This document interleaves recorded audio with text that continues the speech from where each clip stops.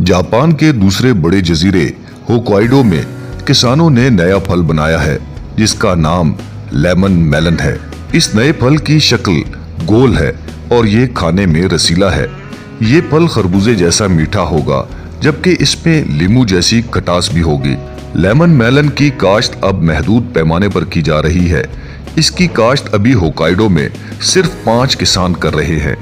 इस नए फल की शक्ल खरबूजे जैसी है, ताहम इस पर सब्ज रंग की धारियां नहीं है जबकि अंदर से ये फल सफेद है।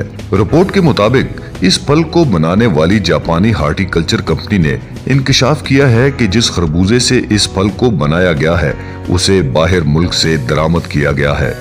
हैरान कुन तौर पर यह कंपनी पिछले 5 बरसों से इस फल पर काम कर रही है जिसमें उन्होंने लेमन मेलन की काश्त के लिए बेशुमार तजर्बात किए।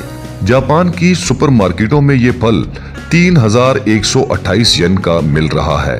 कहा जा रहा है कि जब लेमन मेलन ताज़ा होता है तो इसका जायका नाशपाती जैसा होता है, लेकिन वक्त गुजरने के साथ इसका जायका होक्काइडो के योबारी खरबूजे जैसा हो जाता है।